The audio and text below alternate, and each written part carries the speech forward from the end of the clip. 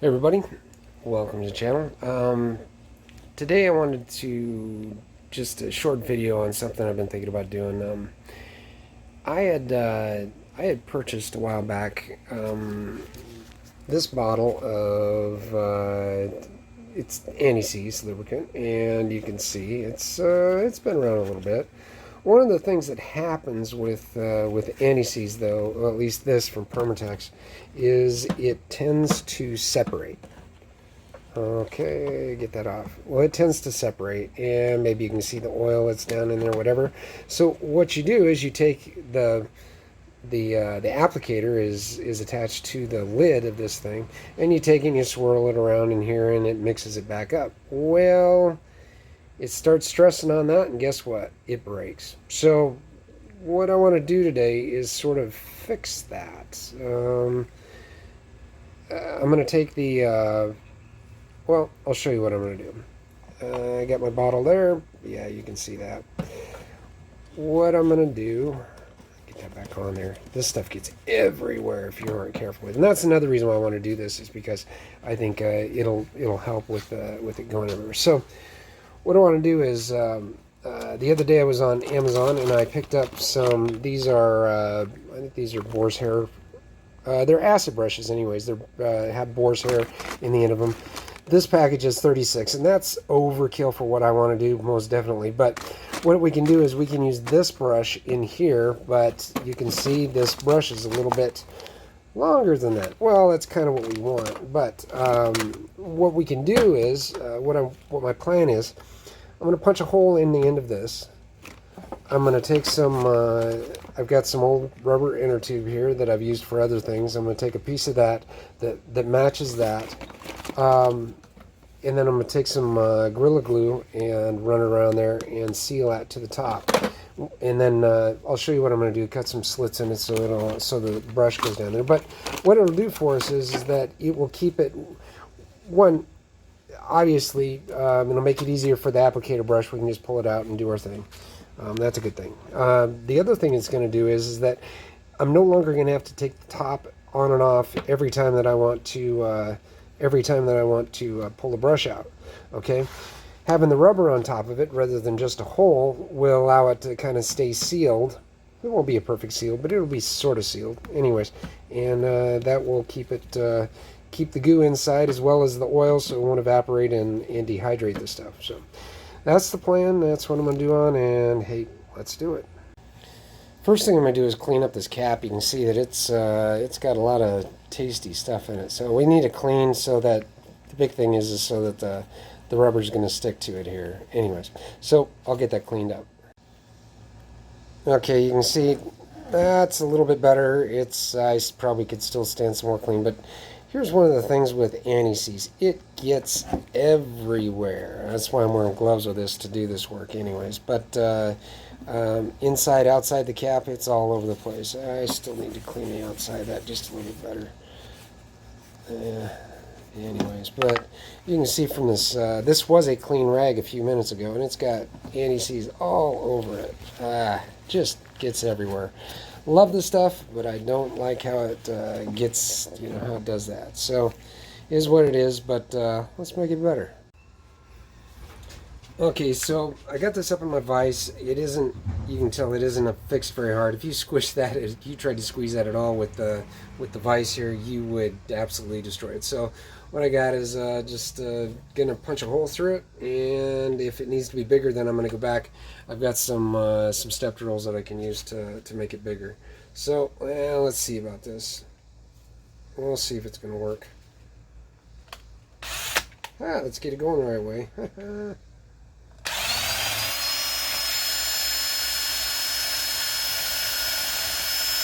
Oh, I'm going to have to punch a... Yeah, it's not wanting to stay, so I'm going to have to put a... I can do it another way. Let's see if it'll go down from the top.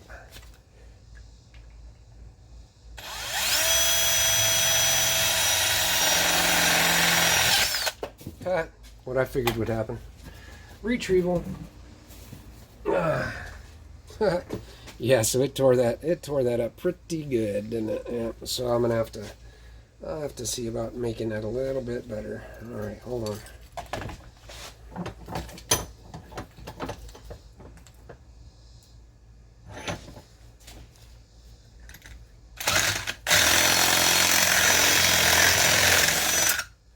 shape of the hole doesn't really matter. It just needs to be big enough to let the thing go in and out. So I'm gonna have to clean that up, and we'll see about making it right. Okay, all I'm gonna do is try and just trim this excess off here. We'll see. I got a pair of dikes that should work just fine. If not, I've got some tin snips that are curved that will work around corners. So I'm gonna also just try and just widen this out just a little bit here.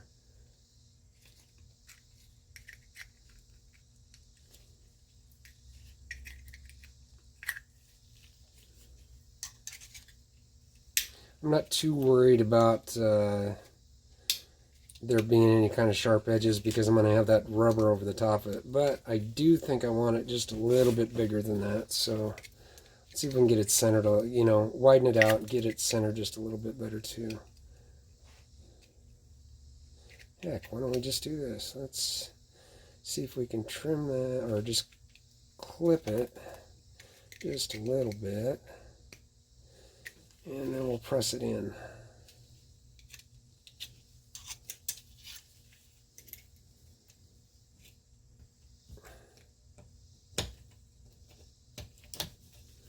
And use what's at your disposal here.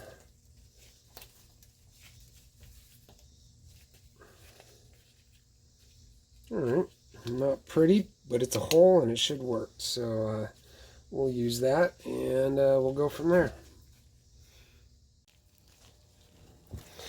Alright, so I'm going to clean this up a little bit better, and that should be pretty good shape. Side is fairly clean. Let's pull one of these out and see how it's going to fit through the hole.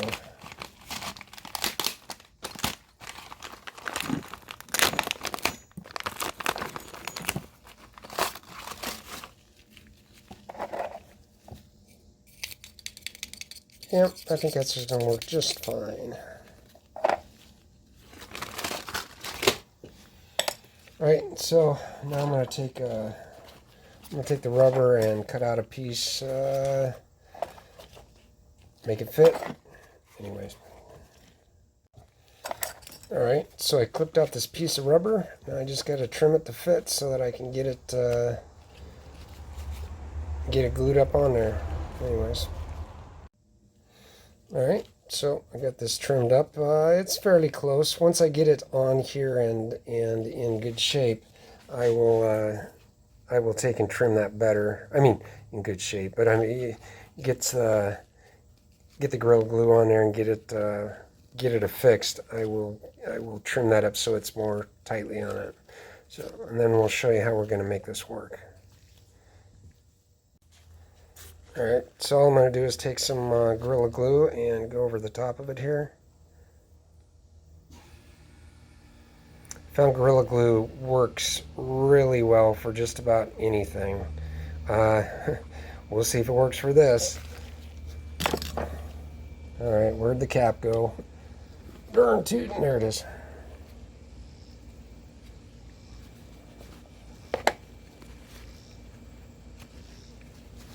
Got it all over everything. No, just over the cap. Alright, let's see. Where'd my rubber go? Ha! Lost my little piece of oh, it's right in front of me. There it is. So I'm going to take this and just put it right on top of that. Now we have to make sure it's going to stay in place and stick. Maybe I put the wrong side on it. I don't know. I'm going to put something heavy on it so it'll stay, and we're going to leave it there for a little bit, probably 20-30 minutes to make sure it's good. What I'm going to use, I think I've got a few sockets that are sitting right here. I think I will just take a socket and put it right in there. That should provide enough downward force to keep it there in place, and we'll be back in a few. Alright, you can see I kind of went with a little different methodry here. I was having, it didn't seem like it was wanting to stick, so I wanted to make it a little bit more secure on there. I just lightly put it in the vise with a backstop on it so that it would, you can see that the rubber is pushed up against that lid pretty well, so I think that should work a little bit better. All right, this is how you can tell that the Gorilla Glue sets up. It does this, kind of foams up a little bit, which is not a big deal. Right now it's still fairly pliable and stuff. It hasn't hardened up or anything. But you can see it kind of soaked up the center there. We'll get that cleaned up, and we're going to trim around the edges here and make this a little prettier. Yeah, we'll see what we can do. But I guess the big thing I want to show you is you can see that it's fairly firm on there now. It'll continue to cure over time.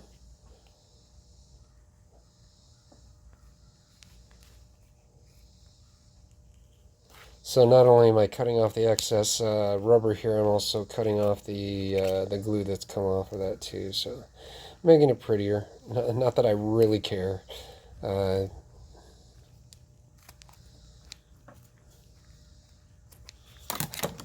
Alright, so what are we going to do about this? That's a good question. It's still a little sticky in there, but it's okay. It'll work just fine. Alright, so this is what we're going to do.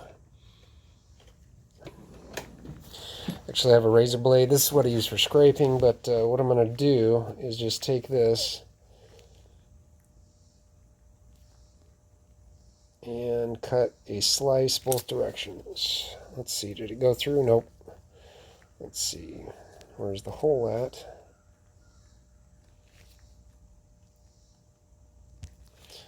Slice in that direction, and 90 degrees out, slice in that direction.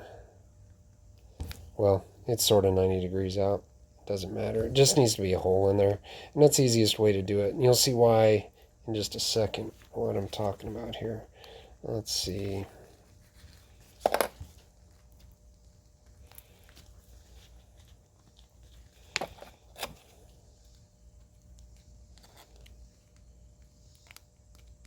Let's clean this glue out.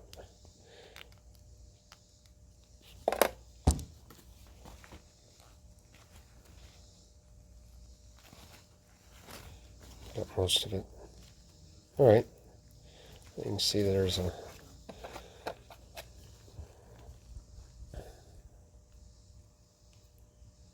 make sure that's cut all the way, each of the 4 directions. Alright, now I'm going to show you, this is one of the things that happens. You see, look at this. Here's the old brush, and it's just coated in crap. Well, it's not really crap. It's all stuff from the, it's all anti-seize is what it is that's on there. However, as you can tell, when you start, it just gets all over you. And this stuff gets everywhere, like you said. Now, aluminum isn't too bad. Now, I've not heard anything bad about aluminum per se. And that's what this is aluminum. The main anti-seize portion of it is aluminum. Now, for copper, though, copper is used for high heat situations. You don't want to get copper on your skin because your skin will absorb it and it's not good for you.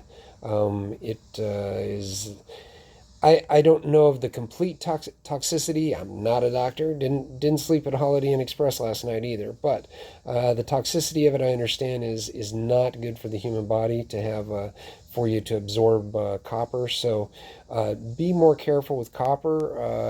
It works really well as far as for high heat situations, like you want to put it on your exhaust manifold bolts and stuff like that, or on your O2 sensors.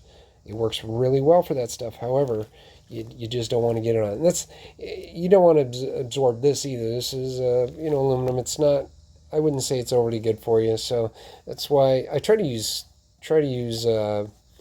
gloves whenever I do anything with the mechanics, just to keep the oil and stuff off you, all that. So here's the deal, and this is what I want to do. I'm going to there's the cap, and you can see it's on there. Well, now you can see it's on there. I'll take and clean this up in a minute when we get done. And we want to take our brush, and what I'm going to do is hopefully just jam it right down in there. Let's see. Yeah. Once this gets loaded with the stuff, it should be a lot better. But I can take this and I can swirl it around, mix that up a little bit, and when I pull it out, it should be it's loaded and it's got some anti-seize on it. I can take and brush that on whatever I'm trying to do. So that's the idea. I may go back and, now that I've got this working, I may go back and open that hole a little bit bigger so that I can do that. But the idea of this is to keep most of it inside the bottle, so it doesn't like get all over your hands and fingers. I'm going to throw, here's the old brush. I'm going to throw it away because I no longer need it. And the other good thing about this is that when this brush, the new brush, goes bad, I can just take, and I've got 35 others I can go use and replace it with it. So I may do another video in the future so we can see what it looks like going forward, but that's what it is. Hopefully you got something out of this, and yeah, all over the place. Anyways, hope you enjoyed the video. Like, share, subscribe. Enjoy, and until next time, be well.